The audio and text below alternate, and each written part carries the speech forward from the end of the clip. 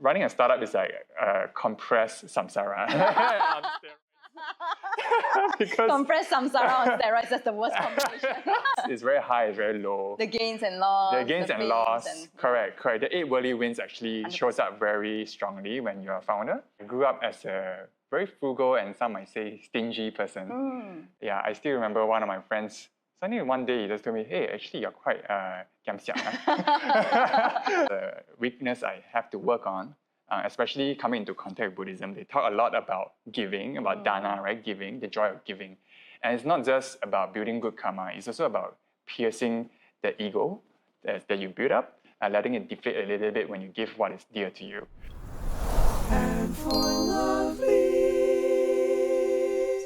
Welcome to the Handful of Leaves podcast, a Southeast Asian platform sharing Buddhist wisdom for a happier life. My name is Cheryl, the host for today's podcast, and my guest today is Ying Cong, who is the co-founder of Glints, a recruitment platform that has expanded to 8 markets.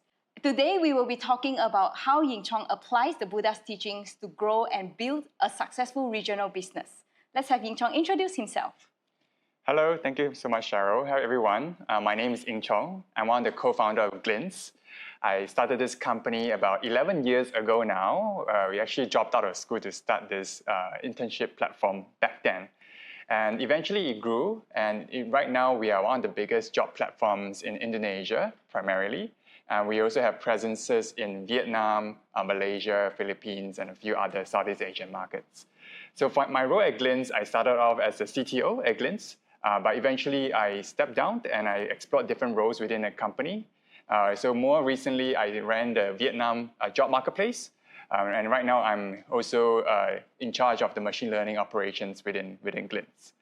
As for Dhamma, I was exposed quite young. When I was 10 years old, I still remember my uncle told me that you can see your past life if you meditate. So that was a hook, and it got me addicted to this whole journey. And I also ordained as a samanera for quite a few times when I was in my... What's a samanera? It was a novice monk. Yeah, so you go there, you follow like 10 rules, 10 precepts, and it's just a 10 days kind of experience for you. So I did it a few times when I was in primary and secondary school. And then more recently, I have been going for meditation retreats as well as pilgrimages with Cheryl actually quite recently. And that's how we recruited him to come on to today's episode. That's right. So fast forward to today, Ying Cong was just sharing that he meditates 2 hours a day. Can you share with us why do you prioritize meditation in your life? And how do you find the time managing such a big business? Yeah, so I was actually inspired on the pilgrimage by our teacher who brought us along, Ajahn Achalo. He is very big about the faith-based way to approaching Buddhism, and as well as making aspirations at the different Buddhist sites. So one of my aspirations was to continue the daily meditation practice I have, but to step it up a little bit even more. So I gave myself the goal to meditate 600 hours before my next birthday, which is in 600 hours. Wow. About 2 hours per day, if you do the math. Yeah, so that was when I made that aspiration, and it's honestly it's not easy, right? So for me, I do it a little bit before I go to work, about half an hour, 20 minutes, then 1.5 hours after I come back from work. So that is how I try to fit it in. Commitment and dedication is really inspiring.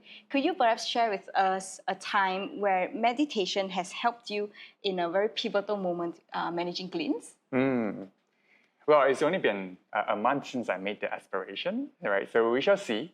But I've been meditating fairly regularly since about 5 years ago, about halfway through my journey at Glints. And I would say, it just helped me throughout the whole journey, a lot of very stressful moments, as well as in good moments, right? You learn not to attach to them.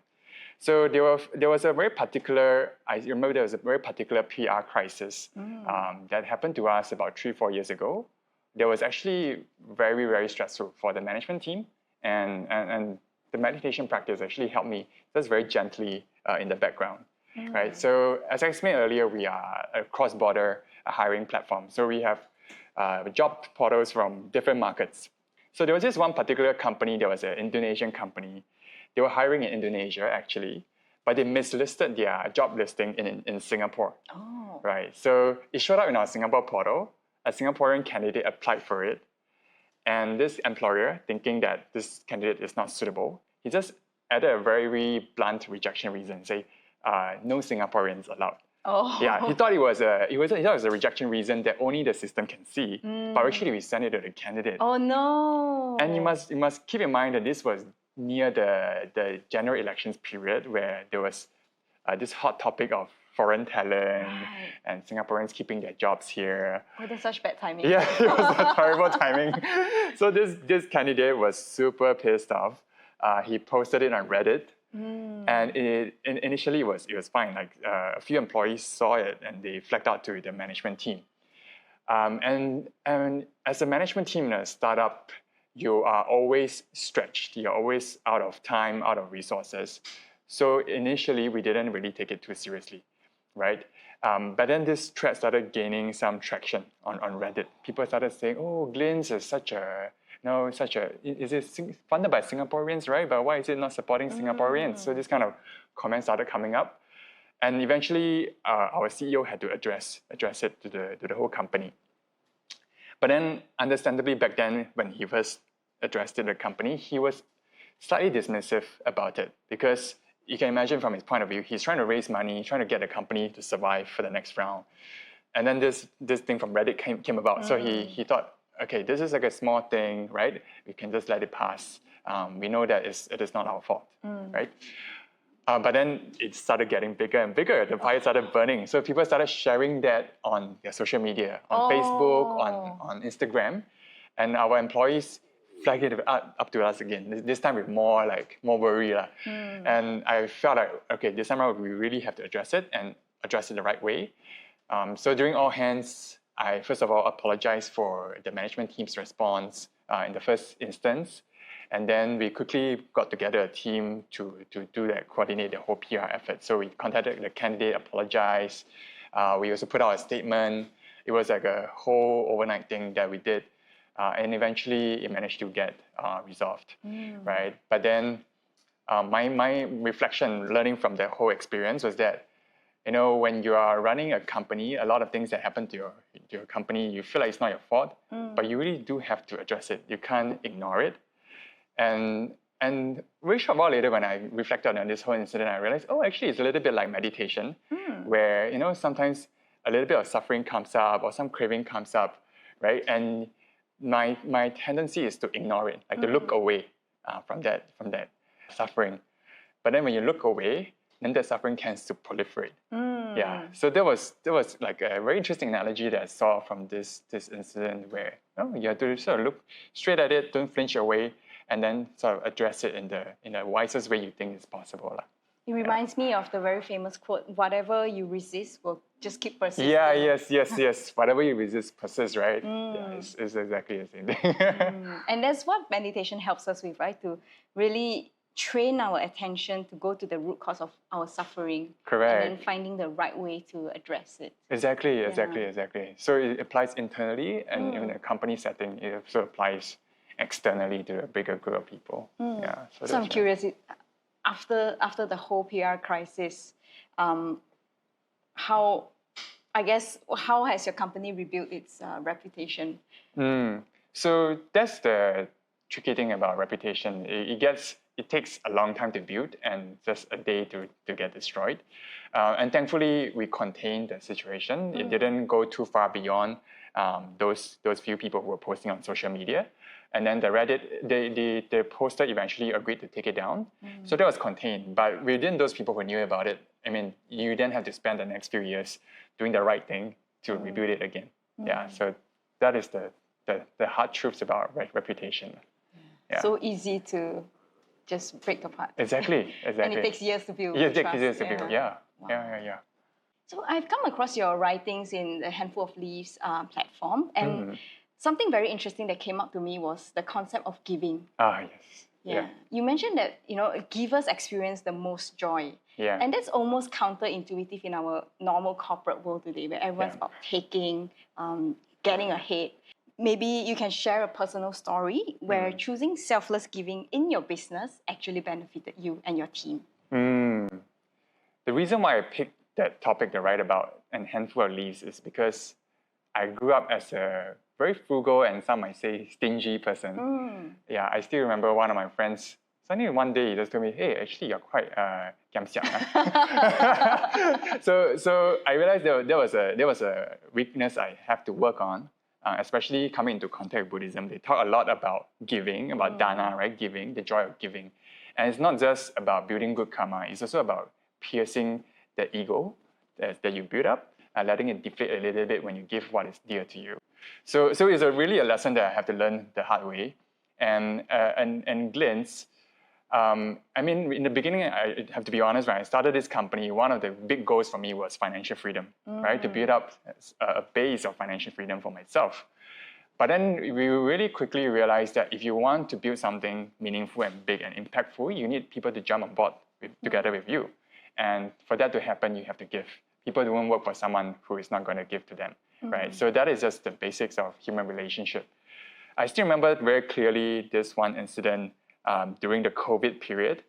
This was the early period of COVID, early 2020s, where people didn't know what was going to happen to the economy, and everyone just froze up. Like the whole economy just froze up. Everybody stopped hiring, and we are a recruitment platform. So when people stopped hiring, our business just dried up. And we very, very quickly realized we have to cut down our cost in order to survive. So there was this very dreadful meeting, I still remember, where basically the whole management team sat down together. We say we have to cut our costs by this much. And the biggest cost in most companies is the labor, right? So we have this whole spreadsheet of everybody's names and their salaries beside them. Oh, that gives me the jitters. Because I have been through a layoff before, and what he's saying is scary. Yes. Oh yeah, HR, right? So yes, HR was in that table too. Yeah. So basically, we have to. Each leader has to commit to cutting a certain amount of costs from their team, and that's basically letting go a certain number of team members from their team. Yeah. So I was running the engineering team back then as a CTO, and also product and design. So I also had to commit to a certain number of cuts. And there was this one designer, he was our designer lead back at the time. And he was one of our very early designers who really helped us in the beginning. But unfortunately, part of that decision, I had to let him go. And I remember that I did a call with him. He was based in the Philippines. It was a Zoom call. And I told him the situation, right? And I said, we have to let you go. And at that moment, he started crying. Yeah, he started crying. He was very scared and very sad. And he told me that he has a new baby coming along the way. And maybe because of this situation, he has to move back to his hometown, away from Manila, where the costs are lower. And at that moment, I didn't know what to say, right? So we ended the call very awkwardly back then. I said, sorry that this has to happen, but sorry about this. And I ended the call. And then after I ended the call, there was a moment that I wanted to revert the decision and say, okay, we can keep you, right? But then imagine, right? I already made a promise to my management team. We had that call. Everyone has already made that decision, right? So it's like a decision that we have to go through, and it's about how you can make it as easy as possible for this person. So, we have a few conversations after that, and eventually he agreed to go, but he also asked for an extra month of severance. And then, as you know, in HR and also in our management team, they teach you never to give exceptions in these kind of situations to any employees because they will incur like unfairness and resentment in everyone else. So it's a very difficult situation. And I thought very long and hard about it, and I also meditated on it a little bit. Eventually, I decided to give him, but out of my own salary, right? So I told him, okay, I'll give, this 1 month, I understand the situation, but this is a personal favor, right? It's not a company policy. Right, and he said, thank you so much. I know it's very hard, but it's hard for all of us, right? So eventually we parted on good terms, and he managed to do well for himself. And actually, a few years later, he did rejoin us for a while as a designer again. Yeah, so that was very hard for me. Back then, I was so tight on money. We all took pay cuts as founders too, right? And for me, when growing up, money was a very scarce resource in my family. So it was like it's like a thing for me to give up money.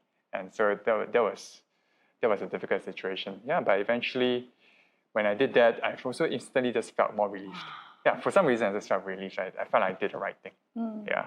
What do you think you let go of from being someone who's kiam siap, right? Holding on tightly to the money, to taking out portion of your income when times are tough for you as well? What do you let go of? So one thing I realized is that the money is a story that we tell ourselves, right? And back then when I was young, I thought it was a resource that we owned. But actually beyond being able to feed yourself, feed your family, have a place to stay, it is a story that we tell ourselves. So the story I was telling is that money represented how well I'm doing, how safe I feel in life, how much status I have, right? That was a story I told myself at the beginning of Glints. And then I had to let it go, right? Slowly I had to let it go. I started to see, okay, actually that's not true, right? You can feel safe in other ways. And then sometimes, people don't really ask you how much you have in your bank account. It's not like you're going to starve next month or so, right? For a lot of us. So I began to let go of the story. And when you let go of that story, then things like this become easier. Oh, this is a story I can, it's fine if I give like a portion of my salary, right? It's fine, yeah. Oh, that's really beautiful. Thank you. And initially, you also shared that when you wanted to create something meaningful, you have to bring people on board, and that's by giving. Yes. So what does meaning mean to you now, after this 11 years journey with Glints, and 11 years and ongoing? Oh yeah, and ongoing. It never ends. It's like Samsara. Oh no. Yeah. Oh yes. Okay. So that has been a huge transformation for me. I always joke with my co-founder because he's also a Buddhist. Yeah, and I joke with him that running a startup is like a compressed Samsara on steroids. Because compressed Samsara on steroids, that's the worst combination. There's so much pain and pleasure, and it's very high, it's very low. The gains and loss. The gains and loss, correct. The 8 worldly wins actually 100%. Shows up very strongly when you're a founder. And people join you, but people also leave. And this also happens on a very compressed timeline. So in the beginning, when I first started Glints, what it meant for me partly was what I mentioned earlier, right? The financial stability, the financial freedom it can grant me.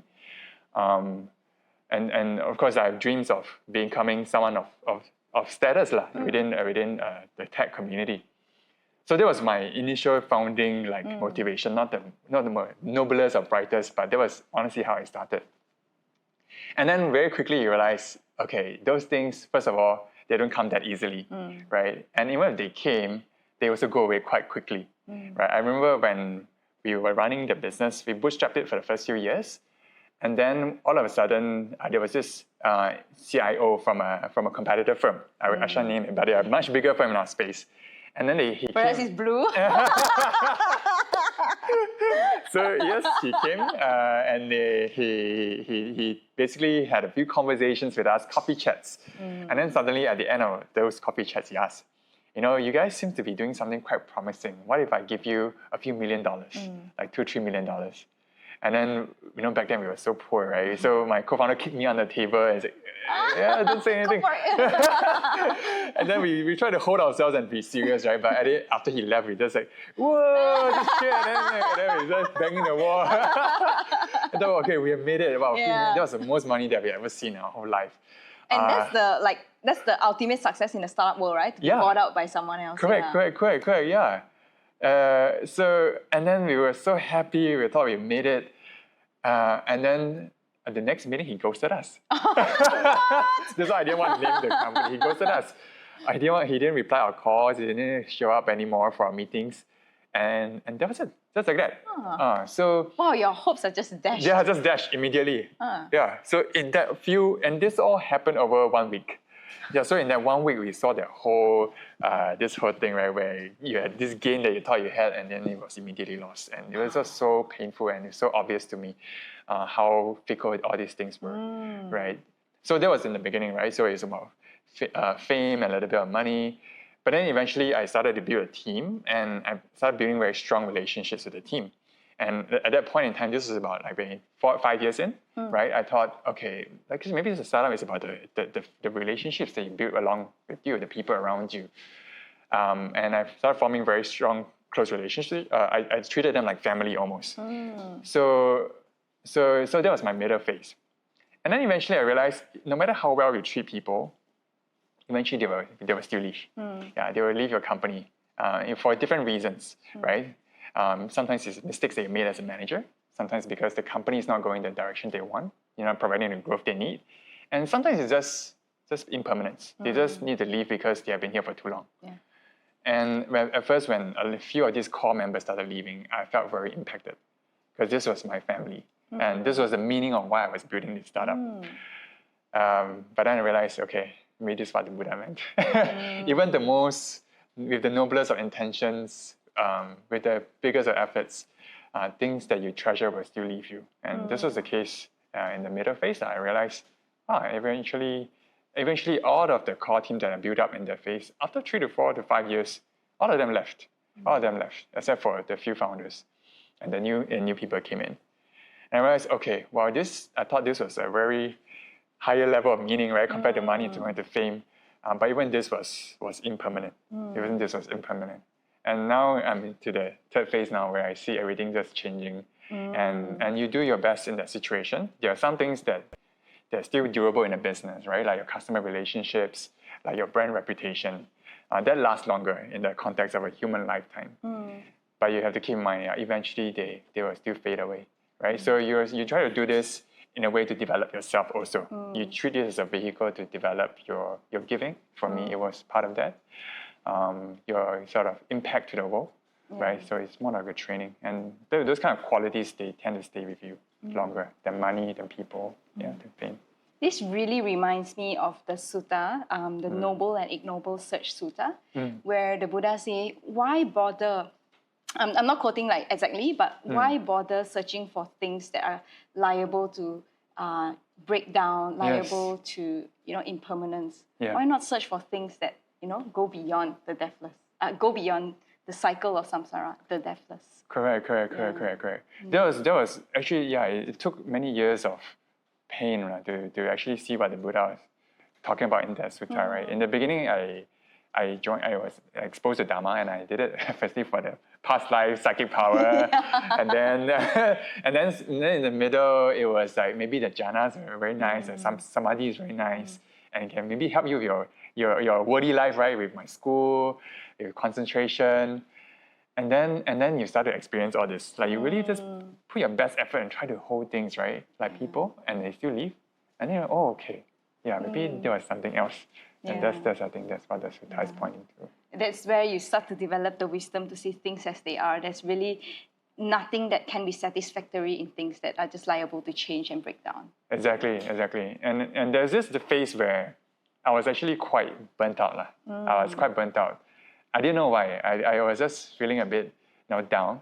And I realized it's because life just doesn't give you what you want.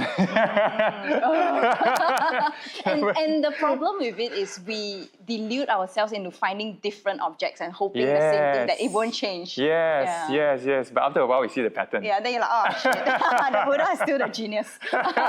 There's no running out of this samsara. Yeah, there's no getting permanent satisfaction. Yeah.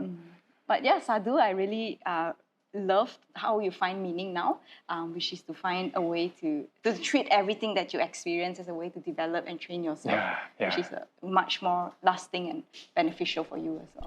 Yes.